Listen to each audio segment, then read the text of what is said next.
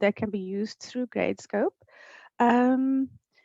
Yeah, I think Jason, if you want to take it away. That's brilliant. Thank you very much. So cheers for that, Cedar. I'm just going to go ahead and share my screen. I've already hit record there, so you should all get a copy of this recording after this session as well. So I'm just going to make sure that I can make my video screen nice and big so I can see everyone. Feel free to put your cameras on if you do have the ability to do so. It'd be great to see some faces. Otherwise it gets pretty lonely over here. And I also just have to look at Jamie and I see him all the time. So first of all, thank you very much everybody for coming along. I really, really appreciate it. I know that everything in life right now is done via Zoom, so apologies for adding to that list, but I promise this one will be useful and valuable. I really want to quickly give you a bit of an agenda for today. So we're going to go have some quick introductions. We've already done one. So we're going to then look at what is Gradescope, the capabilities and how we can support you at the university. Then we're going to look at actually how you create some assignments, grade with dynamic rubrics, help you create a consistent grading experience, and then reviewing and publishing those grades and the statistics. Now, a really quick caveat before we do get started with the training itself. I'm not going to be showing you this in Sakai today or Vula, because it's very different. There can be customizations, but also as well, some of the things that I need to show you, I can't do without actual students, obviously, so it'll be quite difficult. And I don't obviously have any real students in Sakai, hence I'm not a teacher. But I will be sending out some guidance after this call to show you how we do all of these things in Sakai. So I'm not going to be going through course creation or anything like that, because that will be done in Sakai. Adding students, as you can imagine, that is done by the roster in Sakai as well. So all the things that I'm going to go through today are the parts that you would do in Gradescope. So when you actually create your assignments, this will be done pretty much the exact same way. But don't worry, there will be some guidance following this in an email as well. So really quickly, I'll just quickly hand over to Jamie just to introduce himself, and then I'll introduce myself and also the rest of the team. Thanks, Jason. So hi, everyone. My name's Jamie. I'm a product success manager for Gradescope. So I work with institutions across the region, and I've worked extensively with the team at University of Cape Town as they've looked at evaluating the tool. And yeah, my experience is just working and helping institutions like yourselves get the most out of Gradescope and speaking with users. So I'm going to be here today just to monitor and help Jason with the chat, because obviously I know there's quite a number of people, which is really good to see. So I'm excited that so many people have attended, but Jason will be leading the training session. Cheers, Jamie. Yeah, and I'm Jason. I'm part of the professional services team at Turnitin. So I deal with not just Gradescope, but a lot of our other products as well. So some of you have probably used things like Feedback Studio at the university as well. But I work across various different regions, all the way from obviously with working with our partners, Eiffel, with Jackie and people like Guillaume in Eiffel in South Africa, all the way across to the other side of the world in places like Iceland as well. So I cover quite a large region, which is fantastic because it means I get to meet a lot of wonderful people. Recently, I seem to have been working with a lot of people in South Africa, which has been really, really nice. So unfortunately, that means via Zoom right now. So no safaris right at the moment, but hopefully in the future, we can come out and see you guys in the future and, post-COVID. We're also, like I said, working with the Eiffel team as well. So myself and Jamie really are here to help support the team at Eiffel, who are actually in South Africa. So they're actually there on the ground, able to help you personally as well. So a little bit less of a flight for them to get to than it is for us. So I know that Jacqueline can't join the call today, but you do have the likes of Jacqueline and Guillaume who are going to be working with you moving forward as well. So really quickly, what is Gradescope? It's probably been the biggest question that you've all had. Gradescope is a system that is designed to change what is traditional grading into a learning process. And that kind of sounds a bit like a lot of buzzwords, but what we really mean by that is instead of just grading someone with, hey, you got 5 out of 10, we want to help people understand why they got 5 out of 10, not just what is the grade. Obviously, you've probably seen over the years, there's a lot of research that goes into this, that, you know, just grading someone, giving someone a grade isn't actually that valuable, doesn't really mean anything, but helping someone understand why they got a grade and how they can progress is far more important. And that's what we're trying to do with Gradescope. So what we mean by that is grading should provide actionable feedback, not just to the students, but also to yourselves, because that means that you can then understand how you plan, pace, and direct instruction towards the actual students. How do you create your assessments going forward? How do you, approach lectures going forward as well? And like I said, it helps students learn. So doing all of the things that we do in Gradescope, obviously we don't want it to add to your workload. We want it to be easier. So we want you to be faster in grading, more efficient, be more consistent, and have better quality feedback. And then obviously be able to get really good insights into what's going on in that student learning journey as well. So as you probably know, Turnitin and Gradescope are the same company. So when you heard me say at the start there, I work for Turnitin. Back in 2018, Gradescope became part of the Turnitin family. And the reason for that was because we wanted to bring authentic assessment to every single assignment, not just, Word files and so on. So you will see a lot of functionality coming to Gradescope in the future as well. That's going to really enhance that integrity side of things. So what can Gradescope actually handle? Now, today we're going to go through a couple of really specific examples. So we're going to go through what we call homework assignments, and we're also going to go through online assignments as well. So homework assignments, what we mean by that is a variable length assignment where students could answer 1 paragraph or 3 pages for, to answer question 1. And another student can answer a line of text.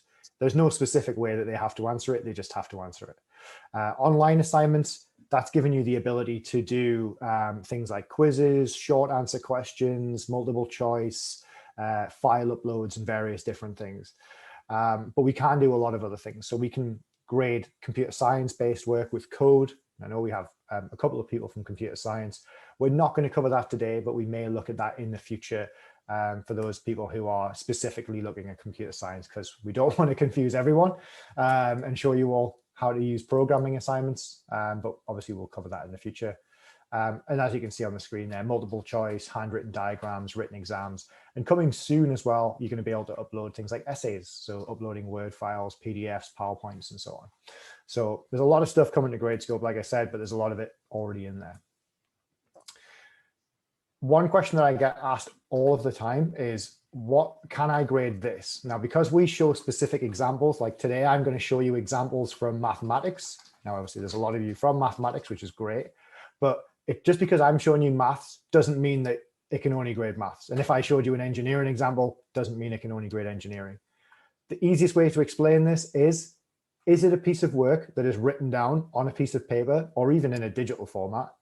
If you're going to ask me if you can grade it, the answer is yes, because the principle still applies. You can add a rubric to it, you can comment on it, it's exactly the same.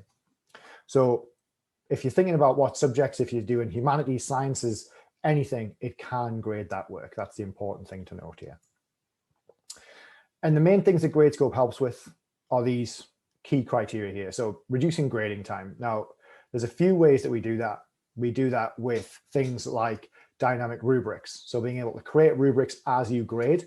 And then obviously you start to notice that students make the same mistakes, do the same things right. And using those dynamic rubrics makes it super fast. Post-COVID, when we start looking at other functionality like template-based assignments. Now, because obviously right now with COVID, it's very unlikely that students are going to be in the classroom and you're going to be handing out printed out pieces of paper with them being able to write their answer in a specific area. But when we do get to that point, we'll be able to utilize things like AI-assisted grading as well. So we can group answers together because they're the same. And obviously as well with things like auto grading and code and within our multiple choice and short answer questions as well. So there's a lot of really cool things that can reduce that grading time. Improving grader coordination is one of the most powerful things, because with Gradescope, what we want to do is make sure that everyone is grading the same way if they're grading the same question. So if everyone is grading question 1.1, they should, 1, be using the same rubric. And if any changes are made to that rubric, it should be the same for everybody. because there's nothing worse. And I had a teacher like this. I always use this example. When I was in high school, I had 2 different teachers for maths. And one week I'd have one teacher and another week I'd have another one. And one teacher hated me and hated pretty much the majority of the students in that class, I think. I don't think math teacher was necessarily his chosen profession. And he was a very strict grader. It was like, if you made one mistake, that was it. Like the whole assignment was done, like you were done for, and you would get marked down for everything. Then we had this other teacher who was super, super nice, very chill, very laid back. Like making a mistake was just like, oh, it's okay, don't worry about it. You know, I'll just make a comment. And then, you know, you would still get full points. It was great. But the problem was when you had the same assignment graded by those 2 people, you'd have like one person graded by one teacher and one person graded by another, totally different marks, exact same answer. So it was always a nightmare. And that's something we wanted to try and get rid of with Gradescope, is if you're grading the same question, then it's going to be consistent.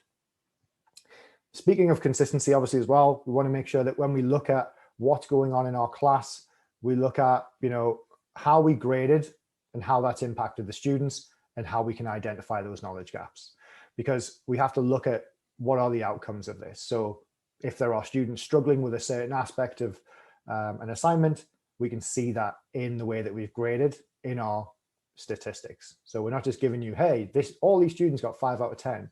We want to know why. Increased data security, that one's pretty obvious. If you've got a piece of paper, it's about as secure as the lock on the filing cabinet, which most of the time isn't that secure. So being able to digitize that, put it behind really high levels of security compliance is going to obviously increase that. But even with the digital stuff already, being able to put it in Gradescope is going to give you that extra level of security. And like we mentioned at the very beginning, integrating with your existing system. So with Vula or Sakai, as it's known to myself, then that's going to make the whole process nice and simple. So without further ado, let's get into Gradescope. So the first thing that I want to do is show you how to grade, because grading overall is the same. So whether we're grading a homework assignment, an exam, manually grading code, if we're manually grading our online assignments, it's the same. The only difference is how the question looks, really. So one thing to point out straight away in Gradescope is that we grade question by question. The reason why we do that is also for consistency, because you've probably all done this. You have a ton of work to grade and you've got, let's say, 10 questions. You grade the first student's work and you've done question 1, 2, 3, 4, 5, 6, 7, 8, 9, 10. Then the next student's 1, 2, 3, 4, 5, 6, 7, 8, 9, 10. You get further down the line and you're starting to forget, how did I actually grade question 4 for the first students versus these students? And it becomes a very difficult process. And also as well, you're trying to then go from grading question 10 back into the mindset of grading question 1, which could be 2 totally different topics. With Gradescope, by grading question by question means that we can grade everyone's question 1.1, everyone's question 1.2, and be super consistent in doing so, which obviously as well is going to make things nice and quick. I'm going to make sure that my Mac isn't going to die, because that would be a very bad thing. So yeah, it's all about consistency with this tool. And if we go into question 1.1, which you can see is an integral question, you can see there that we've got the question itself. Now, this is what we call an exam quiz. So we're not going to create one of these today, but this is what they look like. So we've got the answer, which is half x squared plus c, which is correct. So all that we do is press the 1 here. Now I'm using negative scoring right now. So if I go into the rubric settings, you can see we've got negative or positive, and we can also add a ceiling or a floor on there as well. So basically with a ceiling, they can't get more than the maximum, floor can't get less than 0. Negative scoring, obviously, if I use positive scoring, I would just flip the way that I use these rubrics around. So instead of saying, hey, you missed the constant or you missed the half, you would say it contains a constant, contains the half, and so on and so forth. So with this one, it is correct. So I'm just going to go to the next ungraded question, next ungraded submission for this question, sorry. Now, that little button there doesn't really seem that important because it's just like, hey, I'm just going to the next one. What it actually means is that you're not going to just the next submission, but you're going to the next submission that isn't being graded right now or hasn't been graded already. Because there's nothing worse than having that situation where you get in there and it's already done and you got to find the next one. Then you've clicked like 5 of them and they're already being graded. This one takes you to the next one. Now, that's super useful for consistency, but also for time. And obviously doesn't get you super annoyed when you end up going into the same question again. Now, this question here, you can see, is the integral question. The first submission for this was the correct one. So it was half x squared plus c. So we can see that there is an error in this one.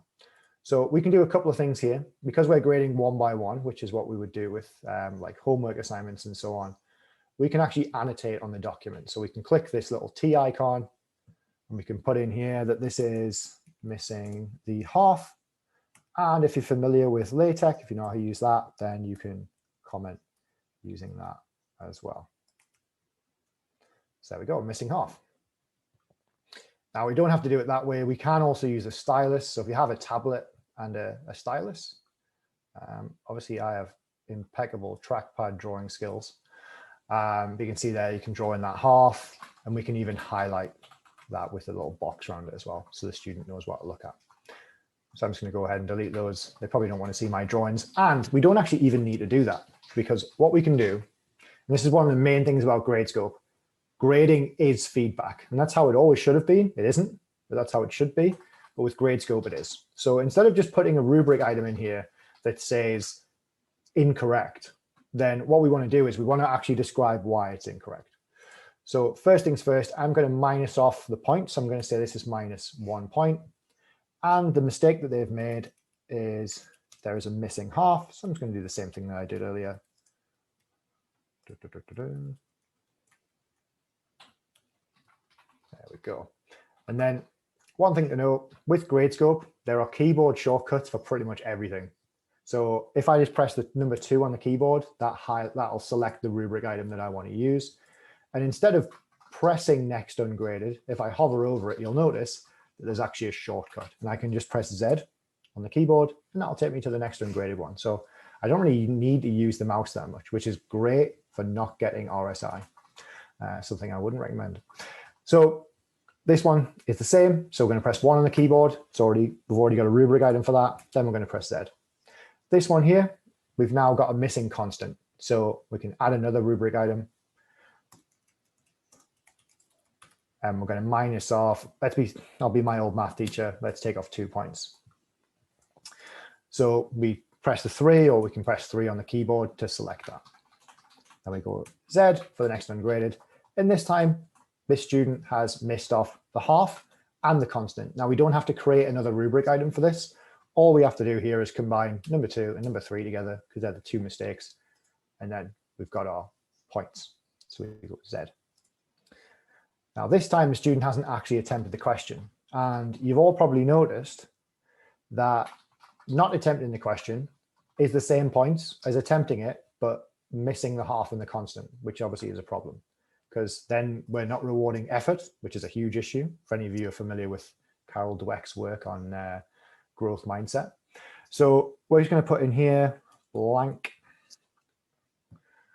and then they lose all the points. So now, obviously, we have an issue. We've realized we're grading, but some of our students have attempted the question and got it wrong. And some of our students haven't attempted it and they still get the same points. So we're going to go through until we come to the next point, and here we are again. So if I do this again, 2 and 3, this person gets 0, but that's not really very fair. Now, normally this would be an absolute nightmare, because what I would have to do if I wanted to adjust the grade, I would have to go back manually and adjust the grade for every single student that had this point applied to them. So basically everybody that had a missing constant rubric, we would have to go back and adjust it manually. And if it was on paper, which, you know, these pieces of work traditionally would have been on, you would have to go back, not only change that, but then obviously scribble it out, put the new grade in, and retotal up the scores as well, which is just, you know, horrible, especially when you're being graded like 100 assignments. So with Gradescope, what you can actually do is you can just adjust the rubric. So let's say it's going to be 1 point instead. And that will now retroactively upgrade every single one of these. So all of them will be changed. So every single person that had that rubric item applied to them will now only lose 1 point. So that's the people who only missed the constant. That's the people who missed the half and the constant. They're only going to lose 1 point for that. I think I just made someone very happy there, which is nice. Yeah, and that's like one of the biggest bugbears for people who grade is if I need to make a change, it's a super manual process. And as well, it normally means, having to retract grades and all these kind of things. So it's, it's not really ideal. So this is going to save a lot of time and a lot of stress. Now, we can keep going. We can add more and more rubric items. But the best thing about this is that because I changed that rubric item.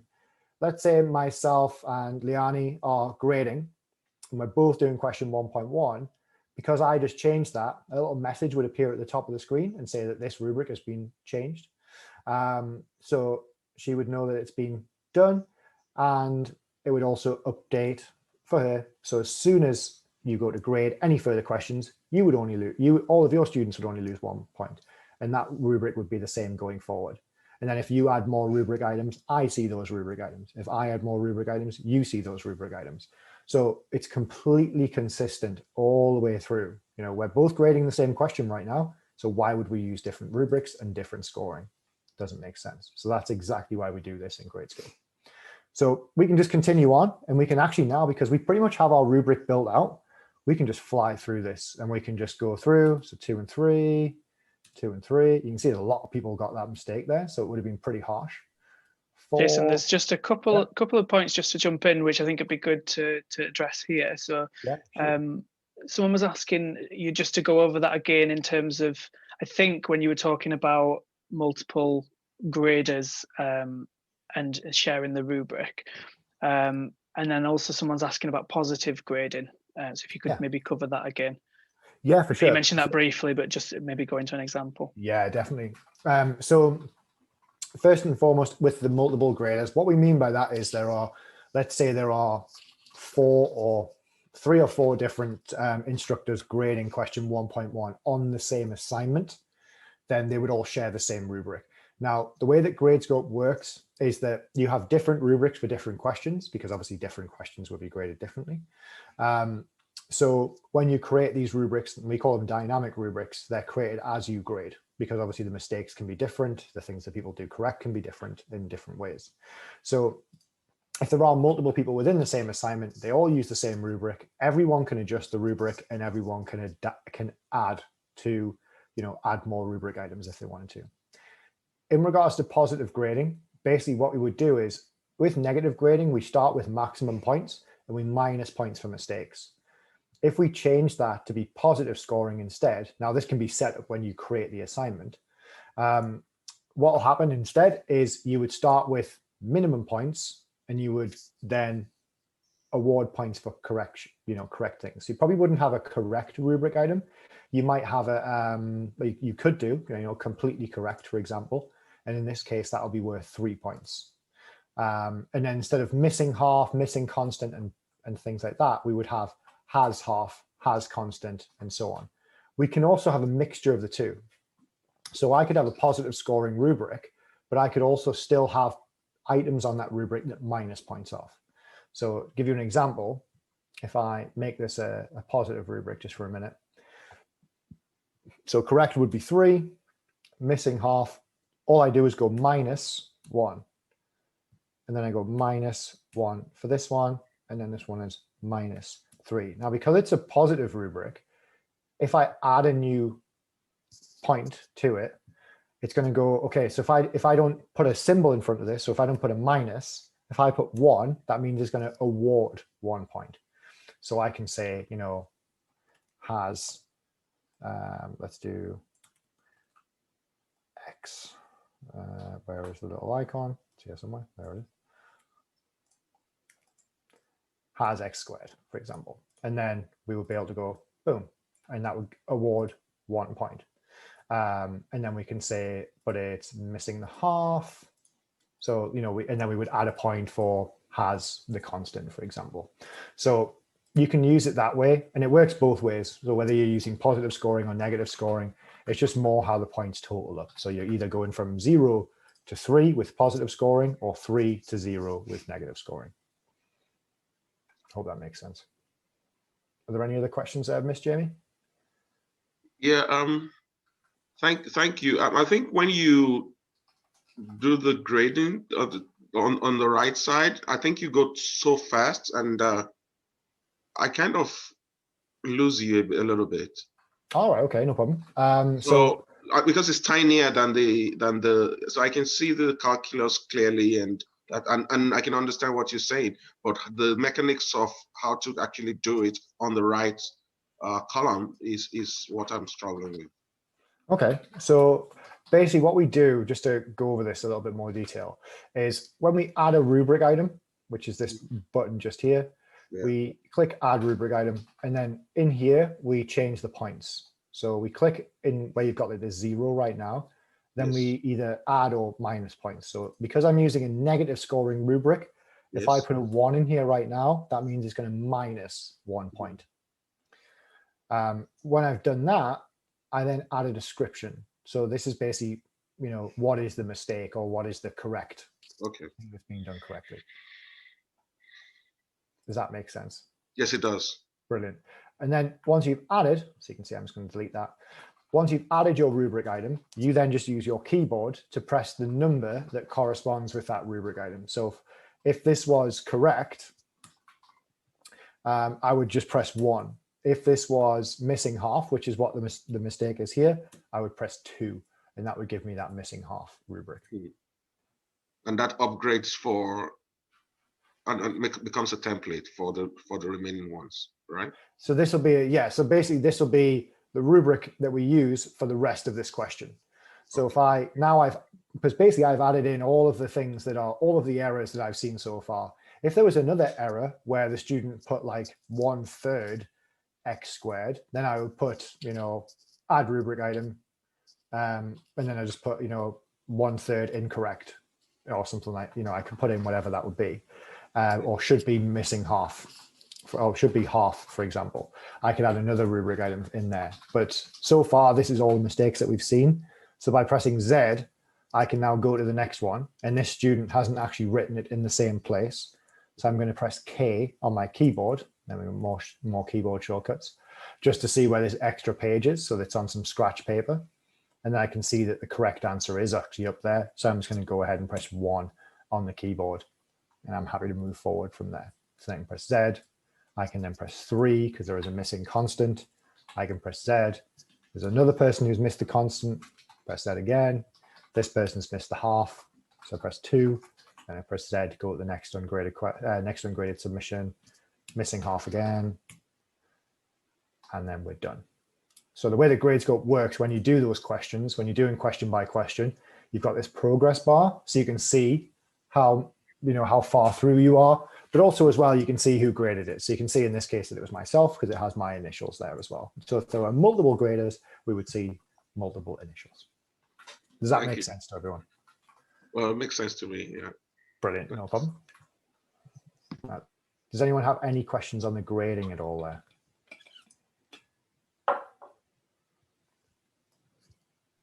There's a question in the chat about the format of the script and the submission, and I think you're going to cover that now, Jason. Correct me if I'm wrong. Just maybe have a quick look at that question, just so you make sure you address that. Yeah, I'm just going to try and. For some reason, I can't see where the little. I can read it out if that helps. So the question is: it looks great, but I'm not sure I understand how it maps the student script to the RHS column. I'm not sure what RHS stands for. Does the question paper and submission need to be in a very specific format, and how reliable is it? Oh, right-hand side. Okay. So basically the template. Yeah, exactly. So I'm going to explain that in the next bit. So that's a really good segue into the next section. So when we create an assignment, what we do is we actually create an outline. So the one that we just showed you there, that is called an exam quiz assignment type. And what that's used for is for templated assignments. So basically there is a specific place on that exact sheet of paper. Everyone has the exact same piece of paper basically, or the same PDF. And they all answer in the exact same place. So for calculus, they answer in that square for 1.1 and 1.2. So they'd answer in a specific place. And what we do within Gradescope, when we create that, I can actually probably really quickly show you. So for this type of question, now we're not going to go through this in detail today. You can see that when I add questions in this right-hand side, that adds a little box around the question, and I draw that basically around there. Now, we're going to come to that in the future. We're probably going to cover that assignment type in a bit more detail, probably post-COVID. But for the assignment types that we're going to cover today, which is homework problem set, I can explain how we do that there. So I'll explain how the student gets their work into this part, but also as well how you set this up. So we're going to name this assignment homework. And like I said before, you would do this through Sakai. So basically you would be in Vula, you would do all of the steps prior to this to create the course. And then when you create your assignments, you basically have a very similar, you would have like a mini version of this window just appearing in Sakai. So what you do is you give it a name. You then select a template, which is basically a question sheet, really. So basically it's just you writing down all the questions for this assignment. And because it's a homework assignment, which is variable length, you don't need to have a specific place where the student's going to answer it. Basically, it's just to show the students what the questions are. So I'm going to set the release date to the 16th. And the due date is going to be the Friday the 13th, Friday the 19th, it's 1 o'clock, sorry. We can allow late submissions and we can enforce a time limit as well. So basically give the students a limited amount of time to actually do this. Now, one really important thing to note here, within Sakai, these times and dates don't pull through into Sakai. So these are specific to these assignments. Now, the students will see these when they go into the assignment via Sakai, so they'll be able to see what the dates are. So you can see there that it's variable length. So students submit any number of pages and indicate where their responses are. And obviously we want to allow students to view and download the template, because otherwise it's very difficult to answer questions if you don't know what they are. Unless you're like Darren Brown or David Blaine or someone like that. And then you hit create assignment, nice and easy. So we can see here that this template is literally just a load of questions. And I've put here how many points they're worth. That's just so I remember. So when I add them into Gradescope, I know what to put in. So I can see I've got question 1.1 all the way through to question 6.4. What I have to do now is I have to, because if you remember before, we were grading question by question. So how does that get into Gradescope from this? Well, what we do is we add a question here. So you could see in that other example, I had them detailed out. So question 1 was calculus, question 1.1 was integral, question 1.2 was derivative. Now, because there's quite a few questions to add in here, we're not going to go through that now, but you can imagine some really nice titles, basically. So because this is a two-part question, what we do is we create a new question, and then we press this little plus icon twice, and that's going to give us our 1.1 and our 1.2. Now, these are worth 8 points, so that's in total. So I'm just going to evenly distribute these out to be 4 and 4. So that gives us a nice total of 8 for the question. Then we basically repeat the process for question 2. So that's a two-part question as well. Now, I'm just saying that these are evenly distributed as 6 and 6. When you set these up properly for Gradescope, because this is a real example, by the way, I'm just basically saying that. But when you set these up for Gradescope, you'd probably just say, hey, question 1.1 is worth 4 points and question 1.2 is worth 8. So you could decide how that's split. I'm just obviously making these what I want them to be. So 6 and 6, a total of 12 for the question. Question 3 is just a one-part question, so we don't need to add anything there. And we just change the point value there to 8. Question 4, this one's nice and easy. So we've got 10 and 2, so we know exactly what that's worth. So we hit new question, and then we hit the plus icon twice. So that one is 10, and that one is 2. Question 5, that's a 4-part question. So I'm just going to add a new question. Then I'm going to hit this 4 times. And you can see that that is 5 and 5. So what I'm going to do is I'm just going to evenly distribute that across all of them as 2.5 for each of these.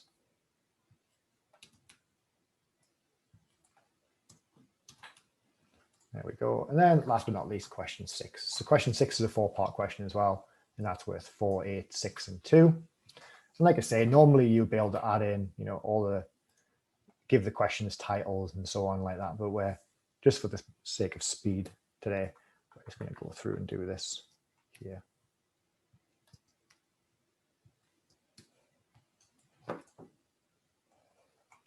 Brill.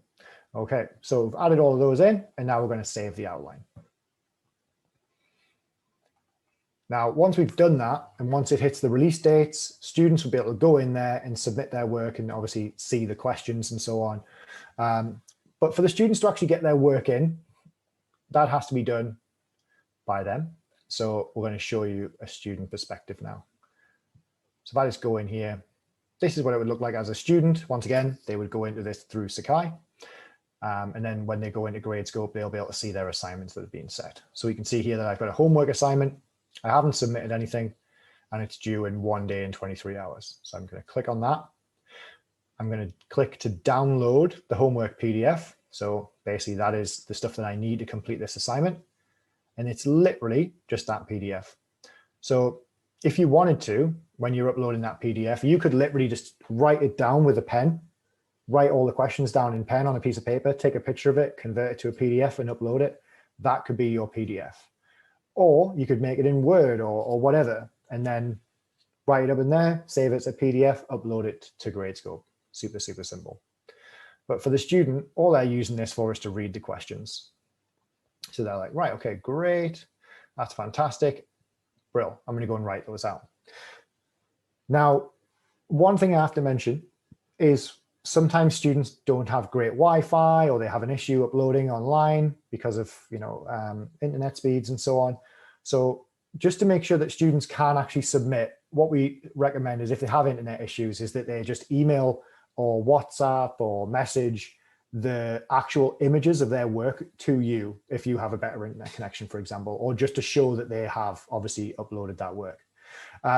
Because obviously this relies on the internet to upload. Another thing as well is that if the student doesn't have a great internet connection, we don't recommend submitting images, just because the size of the file can take such a long time to upload because of the internet, and then it times out and then there's no submission made. So what we recommend, and there's some guidance on this that we've sent out, basically what will happen is the student will download a PDF scanning app on their phone. So there's a few, there's like Genius Scan, there's Scannable, which is available for iOS and Android. And by doing so, it means that one, the file size is smaller, because if you're uploading 10 images of a piece of paper with some writing on, the PDF is absolutely fine. So using that PDF scanning app means that they can take pictures of that work with that app. It'll also make it more of a page format. And as well, they know that all the pictures that they're taking are only for that file. If they use the submit images option, they're basically tapping images to show, okay, these are the ones that are, pictures that I've already taken. So that PDF scanning app is the option we always recommend. And then it means that they can just click submit PDF. Once they've done that, select the file. Like I say, they'll do this all on their phone, and then click open and then upload PDF.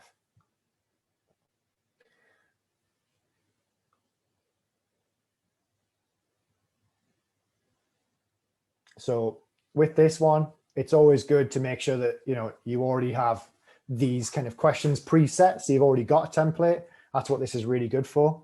But also as well, so are most of the assignment types. But with this one, it is obviously a lot easier for you to just say, you can just kind of draft it up on the fly and get it uploaded into Gradescope. It's going to be really nice and easy. The previous example that we showed you, that's when you need to really have these things, already dialed in. Because you've got to have specific areas to have things written out. Whereas for this, you can just chuck a load of questions in a row, put them in a Gradescope like we just did there, and then the student can see the questions and upload their work. Now, the next stage for a student is actually telling you which question is related to which page. So we get questions about this all the time, oh, can students do this? Is it easy for them to do? Do you get many issues? To give you an idea of how easy it is, we had around about 16,000 submissions from 2 universities over the space of a month. And there was probably a handful of students, if not less, that had a problem with this. And it was more the fact that they tagged the wrong pages. So students find this incredibly easy. One thing I do recommend, though, is doing a dry run with students so they get the opportunity to practice this before it gets to a real life exam. Exams are stressful enough as it is. You don't want to be adding the first time you're submitting to something is during that process. So if you can do a dry run, definitely do that. So what the student will do is they'll obviously upload that PDF or the images if they've got good internet. And then they'll just say, okay, question 1.1, they'll click on that. That is answered on this page. Question 1.2, that is answered on this page. And then they'll just go through and they'll basically say which question is on which page. So question 2.1 is on multiple pages. And then we've got question 2.2 there. And we can just scroll down. Like I say, they'll be doing this on their phone. It's actually sometimes easier on your phone. But obviously they can take the pictures, send them to themselves in an email, download as in PDF, and then upload it from their laptop if they wanted to as well. So question 4.1 is on this page, and this page. 4.2 is on this page. Oh.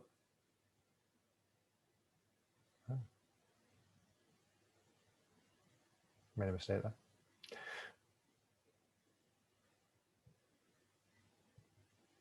Exactly, what is this, 4.2? No, 4.1 rather. Oh, I'm having a nightmare today. I'm actually clicking on the wrong space on my screen.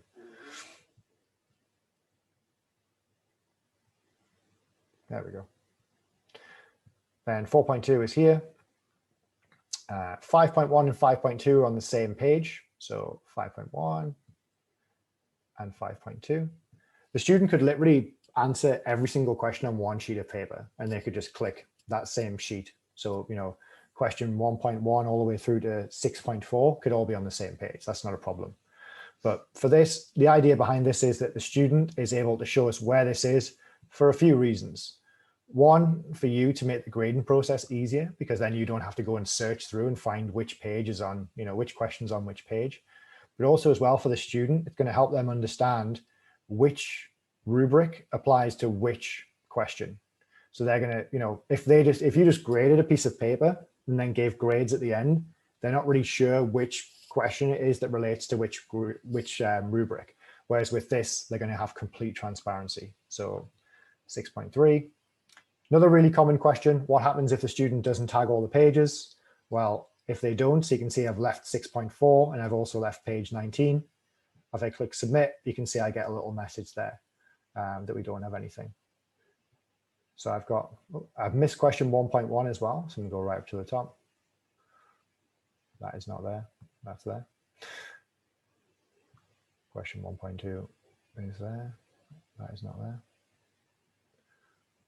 Oh, what have I done today?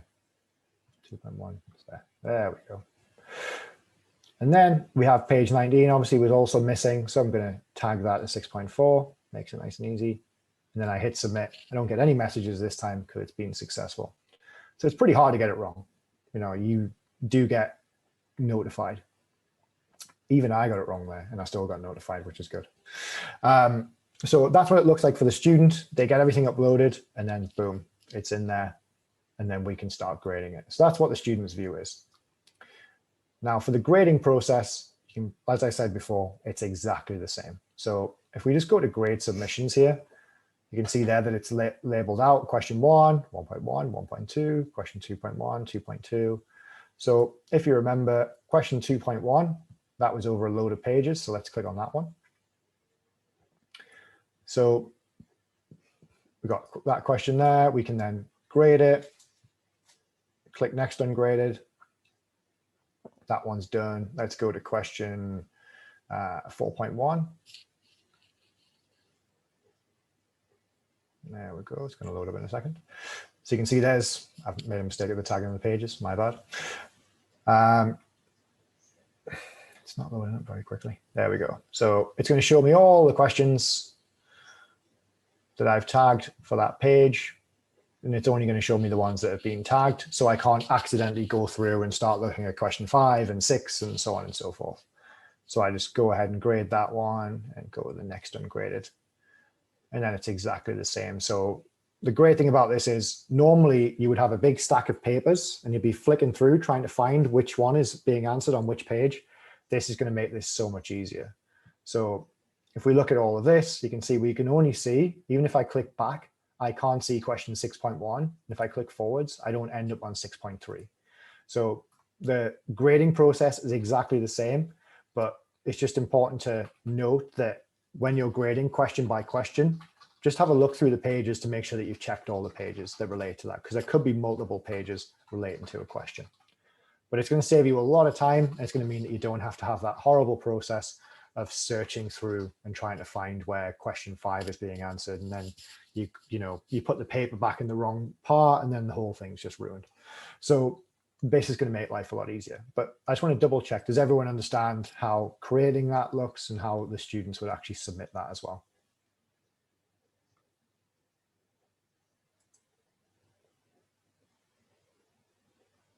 There's So, just yeah. a question in the chat, Jason. I don't know if you saw that. If the What happens if the students- student tags the wrong question? So that can happen. I just did it before. So if a student does tag the wrong question, we just go to manage submissions. And we can see here that we've got this student.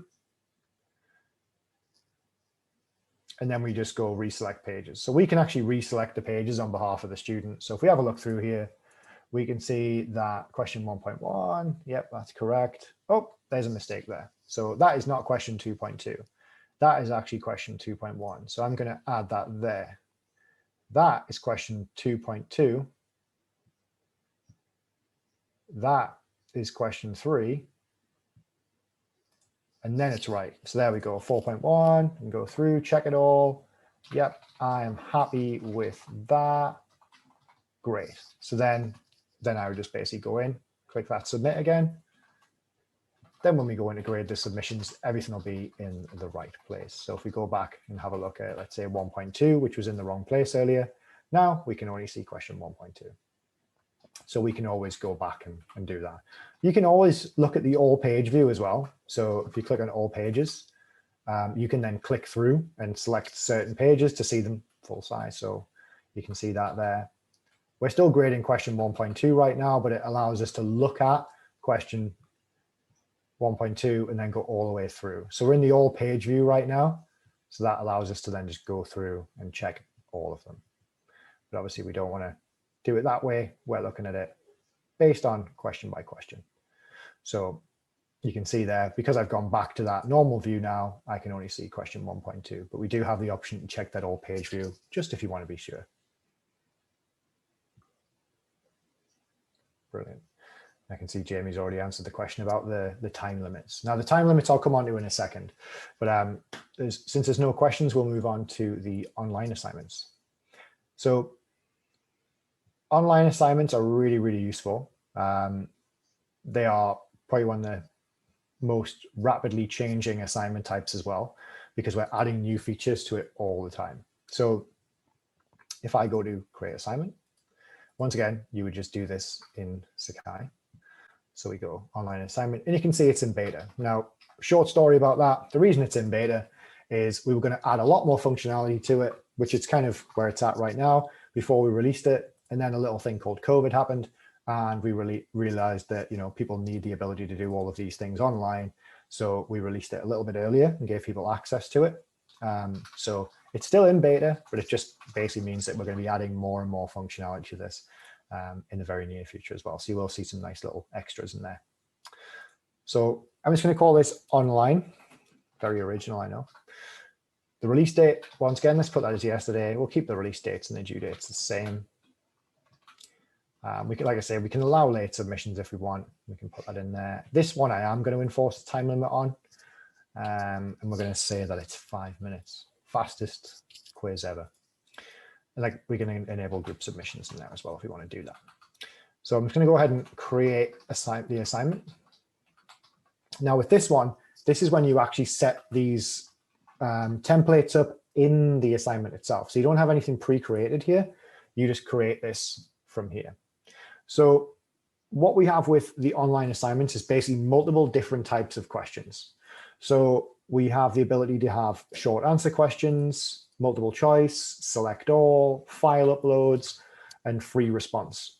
So what I'm going to do is I'm just going to go through and just add a question for each of those different types. So let's start with a capital city question. And that is going to be 10 points. So the question title goes here, just like you would do in the other versions where we saw when we had add question, very similar concept. So this time I'm going to type in the question. So what is the capital of Iceland. I promise, Jamie, in the future I will start using different capital cities. It won't always be Iceland. And then we do an insert field.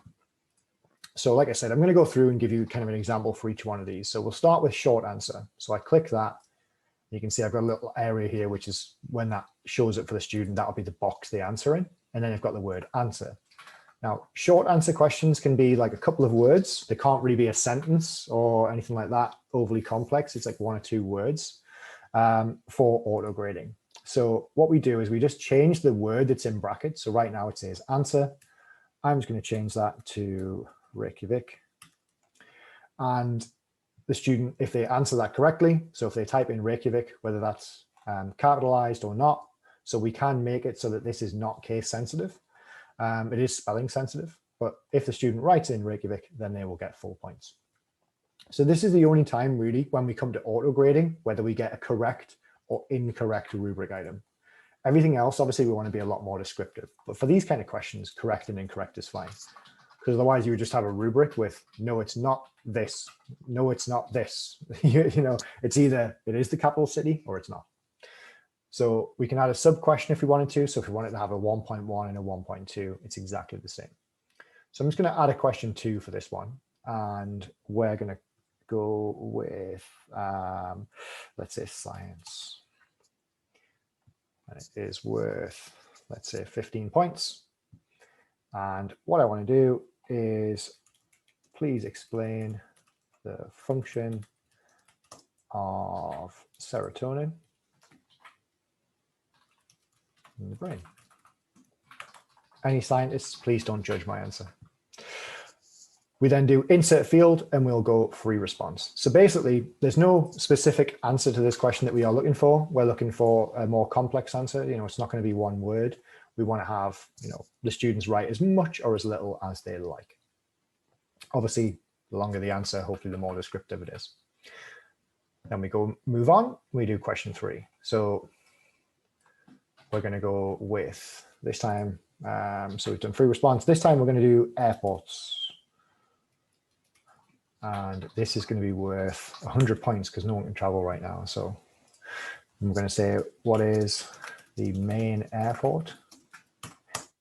I'm loving these. I'm loving these. Thanks, Leonie. What is the main airport in, let's say England. Why not? I know the answer. And then what we do is we do insert field and we go multiple choice. So the most used airport in England right now, none of them. So what we do is we've got choice, another choice, answer. You can probably see where this is going. So choice, we can change that. Unfortunately for me and Jamie, Newcastle is not the main airport in England. Neither is the next closest one, which is probably Leeds. It is Heathrow. And what I want to do is I want to add a 4th option. So I'm just going to press enter, bracket, space, close bracket, and then we put in another option. Let's say Manchester. So wherever this X is what is the correct answer, basically. So the system is going to say wherever this X is, whatever is next to it, that's the correct one. So if they tick that, great. Now, obviously, if we're going to use multiple, I always hate saying this, multiple choice questions, we don't want it to be the 3rd answer every single time. So if you did want to edit that, all that you have to do is I'm just going to change Heathrow. I'm going to put that here instead, and I'm going to put Leeds there. So obviously Leeds isn't the main airport. So I'm just going to delete the X, put the space back, and I'm going to put the X in here. Now it's really important to note that there has to be no space either side of that X. It has to be literally bracket, X, bracket. So if you want to change it around, that's all you have to do. So X marks the spot, nice and simple. And then we have question 4. So this one is going to be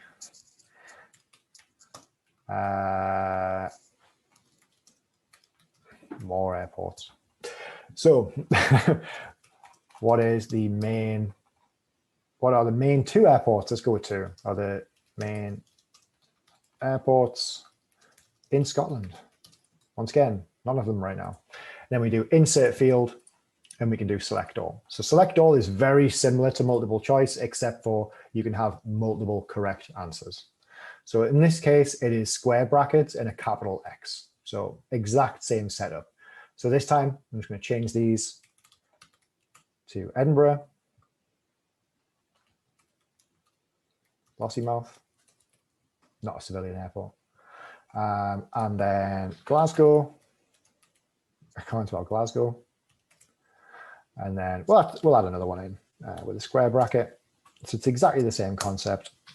Everyone thinks that Newcastle's in Scotland anyway. If you're from London, they don't know that it's in the same country. So that's what that looks like. And then last but not least, we can do a file upload. So I'm just going to call this one essay. So a lot of people ask us, what if there's like a drawing that the student needs to upload, or what if they need to upload an actual file?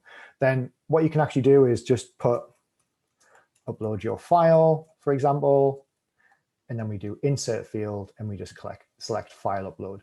Now that could be because you want the student to complete a diagram. You want the student to draw a circuit if you're doing electronics, for example. It could be anything. But it's just the opportunity to give the students to upload, any kind of file, and then that will render in Gradescope. So unlike a lot of the learning management systems, you don't have to download the file to grade it. It'll just render in Gradescope for you. Now, last but not least, there is one other thing that you can do, and you can do this on any question type, by the way. So let's say this one is animals. If I can spell, I can't spell today. Animals. There we go. What day is it, Jamie? Is it Friday? I don't know. 9 points. So this one is going to be really easy. So please describe this image in one word.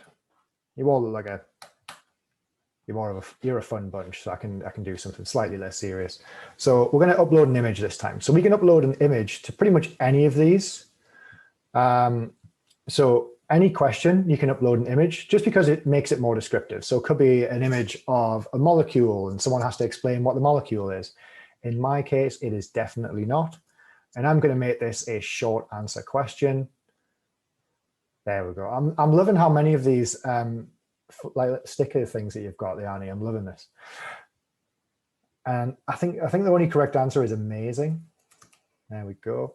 So the student will then be able to use the short answer, but we could do that with multiple choice. We could do it with select all. We could do it with absolutely anything. And obviously this is still, Gradescope is there, was predominantly used for STEM-based assessment. So obviously I had to make sure that it was related to chemistry. Once we've done that, we click Save Assignment. And then that's us pretty much done with that. So there is a mixture in there of auto-graded type questions and manually graded questions. Now, what I want to do is go over here and go back into this as the student. So I'm going to show you what this looks like. So we've got our online assignment now. So I've got 1 day and 22 hours left. Now, this is going to be slightly different though when I access this, because with a timed assignment, there is a little bit of a note here. So maximum time permitted is 5 minutes. So basically I can start at any time until the due date, and I have maximum of 5 minutes. So if I want to leave it to the last possible minute, I've got to start by 12:55 on the 19th. If I then started at 12:56, I would only have 4 minutes because the due date obviously is 4 minutes later. So if they start later, just because they've got 5 minutes in regards to the time permitted, if they start late, then they've only got say 2 minutes till the deadline, they've only got 2 minutes. So they can resubmit as many times as they like. Now, within timed assignments, it's really important to note that if we go back to the previous example, for example, in a homework assignment, when it gets to the tagging of the questions, that's not part of the time allowed.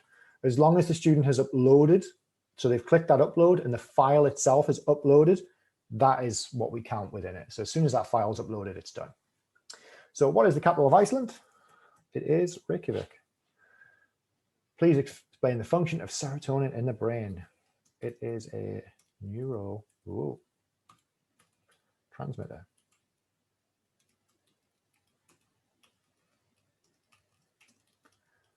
does all of that. It's something that you'll feel when the bars and restaurants reopen in the local towns again. That will be a very big serotonin boost. What is the main airport in England? Heathrow. So we're going to tick that. Main 2 in Scotland, Edinburgh and Glasgow. I'm going to upload my file in here. So this could just be my submission. Could be, let's go with this template, for example. Now, like I said, this will just render in here. So when this opens up for the instructor, as you'll see in a moment, you'll be able to see that. And then we have our short answer question again. And the answer is amazing. And I am done. So I can submit that. And then I've got 3.5 minutes to resubmit if I really need to. So I can keep going and resubmit and resubmit until my heart's content. But we are done. So all happy with that? Great. So I'm going to go back home now. And I'm going to go into my instructor view. And I can see there that if I go to manage submissions, there is 1 student and they've already got 111 points. So normally when we do any other assignment types, apart from programming and bubble sheets, it would always say 0 because there's no grading taking place. But because we have auto grading in this, then we can have some points already. So if we go to grade submissions, you can see that capital city, airports, more airports, and animals has already been graded. But it hasn't been graded by anyone because it was auto graded. So if we have a look at those, so capital city, you can see there that that is being graded. But I want to grade it myself. So you can see that is 100 points, 10 points, so 100%. And the rubric items are correct and incorrect because it's just a auto-graded answer. If I just skip through this, so we go to science. So please explain the function of serotonin in the brain. We are on positive scoring. So positive maximum points will be 15. But I'm going to say that this is partially correct. Wow, spelling it off. Partially correct requires, wow, what is going on with my ability to type today?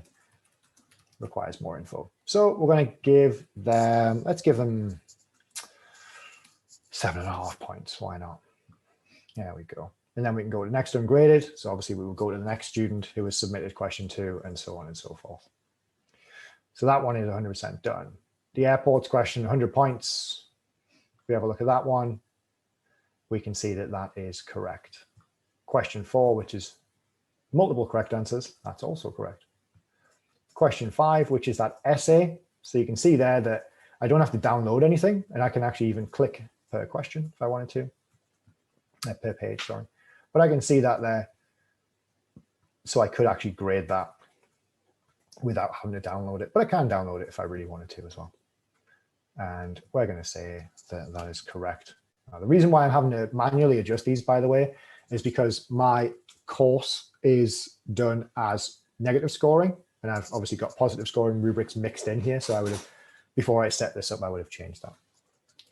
So I'm going to go to next ungraded. And just because obviously we need to see it again, we'll go and grade this last one. So this is incorrect. But I decided that, you know what, they're still right. So I'm going to change that manually. So even if it is auto-graded, I can still change it and I can still add rubric items to that if I really wanted to. So we don't have to just go with what is there. Now, once we've done all of our grading with whatever question it is, if it's, let's say, for example, our one that we graded at the beginning. So our, if you remember before, we had question 1.1, integral, and so on. This is all 100% done now. Once we review this, we can then publish these grades. Now, because you're in Sakai, you would just basically go in via Sakai. There'll be a little button at the bottom, and it would just say post grades to Sakai. So that would just push the grades through, nice and simple. So that would go through, and the students would then be able to view those. They would know that they have their grades. It would go through into the system. Now, obviously that's important, but probably even more important is to look at those statistics that I mentioned earlier. So like I said, we're not just grading correct and incorrect for all the questions. You know, it's the majority of questions are not going to be graded like that. So if we go to statistics, which is in the left-hand side, we can see the statistics for the actual assignment there. So we can see that per question. So we can see question 1.1 below the assignment mean, so maybe a little bit too difficult. Question 1.2, maybe a little bit too easy, or just a really good question for those students.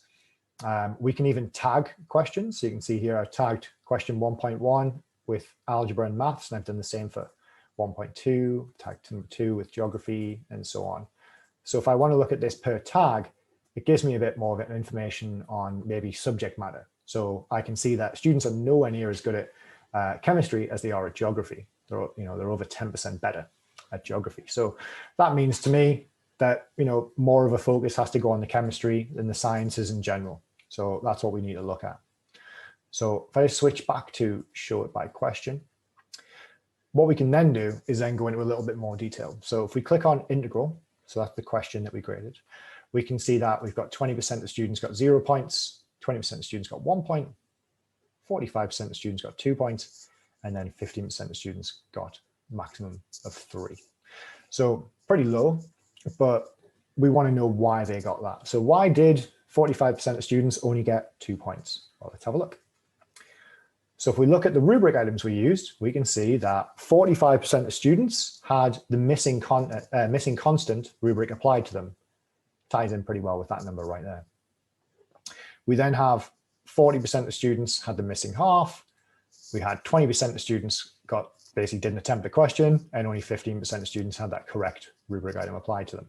So that means we know exactly why students lost points. And even better, if I want to see who the students were that lost those points for that reason, I can click on the rubric item, and then I can actually see all of the students there. So then I can say, okay, we need to have a bit more of a conversation with Becky, Chad, Charles, and so on, and maybe run through it one more time with them, just to make sure that they understand exactly why having the constant on there is such an important part of that equation. So it's a really, really useful thing to have, because it gives us so much of an insight and allows us to have a much better kind of two-way communication with our students, because then we know exactly what they're struggling with or what they're doing very well at, so we can then approach them, make sure that they're put on the right track. So that's going to be really, really, really useful. Now I just want to pause because I know we've covered a lot there, but does anyone have any questions? I'm going to have a quick look at the chat. But if anyone does have any questions, please feel free to pop a message in the chat or just unmute yourself. So I'm scrolling through the ones here.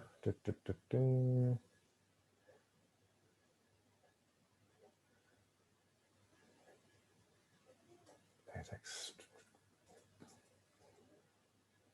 Shuffle MCQ. Well, there's a lot of questions in the chat. I'm trying to get all the way to the top. So I can see Jamie's answered a couple of those. So yeah, with the short answer questions, you can actually have them set up so that they are answered with LaTeX instead. So that if it was a math question like, what is the integral of X? And the short answer question was written in LaTeX, then you could make sure that you would have to obviously tell the students, hey, the way that you answer this question has to be done this way. And for what is LaTeX, basically it's a way of, it's kind of almost like a language of writing so that text formats in a certain way. So if you noticed before, when I wanted to write half x squared, then what I had to do was like $2, then the /, then frac. That's LaTeX. It's kind of it's basically like a language. And within Gradescope, it renders the right way. So it basically shows that information. If you ever want to know how to do it, if you just go on Google, there's tons of guides on how to translate, like, decimal fractions and things like that into LaTeX. So it's really, really useful. I can see that the shuffling of multiple choice questions, Jamie's kind of already covered that there, looking at that for the future. So it is something that we're looking at, being able to randomize the questions. Martin's question, so I don't get the point in rendering the file in the file upload question type. The reason for that is because what you normally have to do is have you download the actual file and then open it somewhere else while also looking at it in the grading interface. Whereas what we wanted to do with Gradescope is make sure that you could actually look at the question and obviously the submission while grading it at the same time. So it's going to make it a bit easier for you. So if I have an essay question with a rubric for marking, can I complete the marking rubric online? As in, have the rubric already created, or have you already answered that, Jamie? I think I've already answered Have you? that Oh, question. right, okay. Yeah, Good. there was just one that I haven't answered from Richard. He said, so if you have multiple questions, I've noticed, I think in reference to the online assignment, I've noticed it can get tedious having to submit many different file types. Is there a chance in future to have a multiple question file submission, which then goes into the page selection environment? Yeah, I mean, this is obviously probably more feedback in terms of future requests. So one thing I wanted to say here, Richard, is, and we'll share this after the call, is that we have a really nice feedback loop with our users, and you can directly make requests for features that you would see as valuable. We have a public roadmap, public-facing roadmap, so you can also see what other suggestions people have made, which ones are likely to be developed, which ones are actively in development, and then obviously which ones are being released. So that's certainly somewhere that I would point you to see if anyone else has requested something like that. Yeah. Jamie answered those. Cheers, Lenny. For long courses.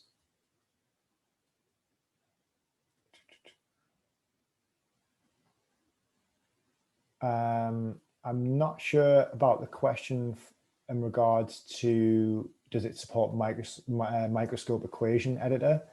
Would have to double check with the team on that one. I'll make sure that I pull that through. I'm just going to make a note of that actually. So that's not one I've come across yet, but it's definitely worth us following up on that. So just to make you aware, what will happen after this session is I will actually send through an email with a follow-up, and it'll have obviously the recording of the session, but also it'll have any questions that I can't answer right now. I'll try and get the answers to those, and I'll add those into the email. For some reason, it's not letting me copy from the chat. Yeah, I've taken a note of those, Jason, because I had the same problem. If it's separate to the usual tests and quizzes too, will it integrate with Gradebook? Separate to the usual. I'm not quite sure if do you understand that question a bit better than me, Jamie? If it's separate to the usual tests and quizzes too, will it still integrate with Gradebook? I assume by Gradebook you mean the Gradebook within the VLE. And if that is what you mean, yes, the grade will flow through from Gradescope into the VLE, so you don't need to transfer that manually. Yeah, so that basically that publish grades button that I was telling you about, where it says publish grades to, well, it'll say post grades to Sakai, that will basically allow the grades to flow back into the gradebook, so that then you can see all of the grades in one place.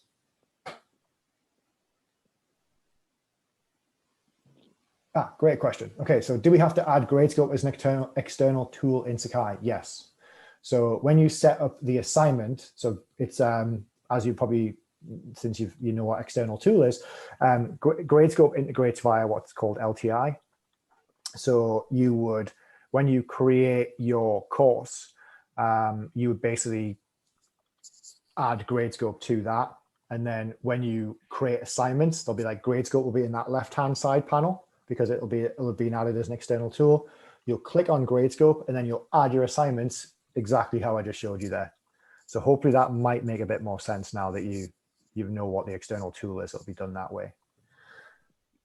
There's a question from Ruan. I'm going to be honest, I don't fully understand the question. It might be, unless you do, Jason, it might be good just to get you to unmute your mic and explain. Yeah, I'm not quite sure either. I'm not sure on the use case. Great to get an understanding of that, though. Yeah. Hi guys, it's Ruan here. So what happens sometimes is, in our mathematics papers, a student makes one mistake, and then we take into account that mistake and mark further with the student's mistake at the end of the day. So the question then is there a way of setting up rubric items if we mark with a mistake, because it's, of course, it's going to differ from student to student, or do we just need to manually mark that question then? So what I take from that is that you're marking the script vertically rather than horizontally. Is that correct? So you will go through an individual student's script question by question, and then you may build. No. Let's say you're marking one specific question, and within the question, the student makes a mistake, and you deduct a mark for that mistake, but you take into account the mistake and mark further according to that mistake.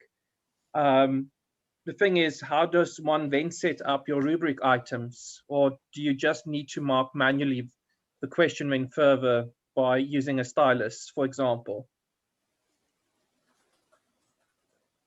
I'm going to apologize. I don't quite understand the question here, because from what when you look at Gradescope as the way that you grade, so if I go back into this, obviously the way that we've designed this is that if a student does make an individual mistake, then that rubric item would just be applied to that student. So if we go to this exam quiz one, for example, let's go with this Lewis structure question.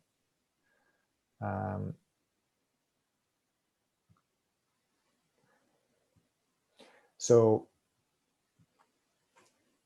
with this one, let's say, for example, this one is correct. So let's switch this to negative. So this one is correct. So then I press Z, go to the next one. So this student has made a mistake. So with the fact that you're grading question by question, then you would basically, this is the error in this question, which is obviously separate to the next question. You could also mix and match the rubrics together. So if I switch this to positive scoring, for example, which means that this will be worth 3 points for a fully correct answer. But what I could do is I would add a rubric item, and I would say that that is worth 1 point. And that rubric item has double bonds. And then I could add that one in. And then I could add another rubric item, which is a point, and it says has 2 oxygen and 1 carbon. So that's worth another point. But then I'm going to add a rubric item, which is minus 1 point, which is missing electrons. So then I've awarded points for the things that are correct, but then I've minused off things that are incorrect. So that student then obviously loses that point for missing electrons. Then I would obviously have another rubric item, which is worth 1 point, which is has electrons, for example. Does that make sense? Or would that help with that use case?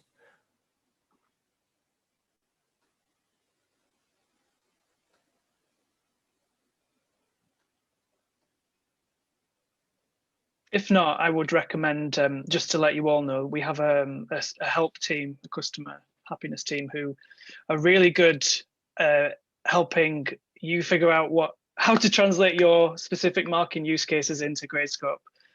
So they have a lot more kind of direct experience with different use cases. So there's sometimes we come across things that we're not quite sure exactly how to do that, but they will definitely be able to help you.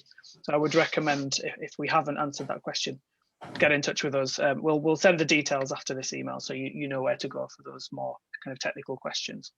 Yeah, and I can see, like, related to the question, if it's a multiple part question where if a mistake in part 1 is going to affect part 2, then you would obviously reflect that with the rubric that you create. So obviously that's not going to be the same for every single student. And to give you an example of how varied these things can be, I've typed in that wrong. Apparently I can't spell anything today. So if you go to, let's say this is a physics exam, for example, and if you look at the question here, you can see that this is a very, very long, complex rubric, because obviously there's various different elements to that. Math, for example, you had trouble calculating. So you can see there that that's specific to one person. That is also specific. They can be very, very different based on what is happening within the question. So you can make these rubrics as complex or as simple as you want, and you can add as many different things to them as you like as well, which is really, really useful.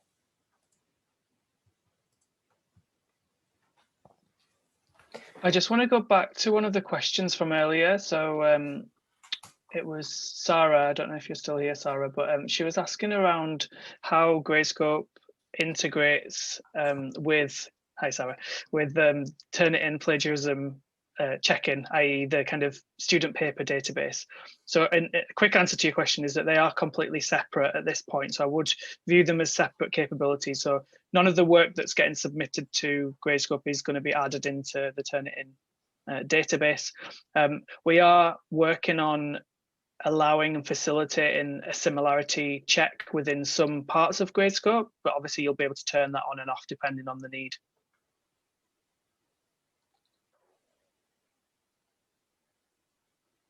Cheers, Jamie. Brilliant. So I'm hoping anyway that we have covered off all the questions. Like I said, if there are any questions that we haven't been able to answer, we'll have a look at the chat, and I think Jamie's made some notes, and we'll also have a look in there as well. So some of the main points that we've seen there, and that's actually a very good point by Ruan as well. We need to be careful with cookie cut and marking, as in maths, we do not always follow such a process, but rather look at the logic and methodology used. So that is actually a brilliant way to use Gradescope, because with traditional rubrics, what you have is you have a specific rubric. It's that, the matrix type rubric where you fall into a certain category. With Gradescope, you're creating this rubric dynamically. So you're doing it as you go. And that will allow you to then go, okay, this is a specific mistake. So that's this one. This is another specific mistake. That's this one. So, the way that you grade is incredibly flexible in Gradescope. So Ruan's exactly right. You do want to avoid cookie cut and marking, because not everyone makes the same mistakes and not everyone falls into the same categories, because then you aren't transforming grading into learning. You're transforming learning into grading if you do it that way. So we definitely want you to be as complex or as simple as you want to be with these rubrics. But yeah, really just use them however you see fit and add as many rubric items as you like. We're not going to prevent you from doing that. And if you do have any crazy huge rubrics, it's always nice to see if you got any screenshots of them. It's always nice to share with our team just to see how big they get. But yeah, definitely, I think I like the outlook that you've got there. Obviously, I've said thank you. Is there any questions? We've covered the questions as we've went, which has been very, very useful. But if you do have any questions after today, please feel free to get back to myself with any of those questions, or go via Sita. Or if it's something that is more in regards to really specific workflows, then definitely email help@gradescope.com, because they're going to be able to help you a lot with that. Sita, thank you very much for putting your email address in there. Like I say, I'll be following up with you all probably tomorrow with an email, because it just takes a little bit of time to generate the recording. But I'll get back to you all, and I'll work to try and get as many of the questions answered as possible. And also as well, we'll direct some of your questions to help@gradescope.com as well. But yeah, thank you very much, everybody. I really appreciate you all taking the time, and I hope you enjoyed it. We'll try to make it as interesting as possible. But like I say, please stay in touch. If you do need to get in touch with us, just send us an email, and I'll be getting in touch with you over the next couple of days. But thanks so much, everybody. And thanks, Danny, for all of the fantastic little pictures throughout the whole session. It has been very, very nice. Hopefully we can have you on all our sessions. That'd be really nice. But thanks very much to everybody else. And thanks so much for all the questions as well. It's always nice to show that everyone's really engaged there. But good luck, and we will be speaking to you very soon. Great. Thanks very much, Jamie and Jason. That was a very good session, I think. Oh, Thanks, Sita. hopefully Thanks, that helps. everybody. Yeah. And we'll be in touch, because we're here to support you throughout the whole process. Great. Catch you later, everyone. Have a good evening. Take care. Bye. Okay, bye.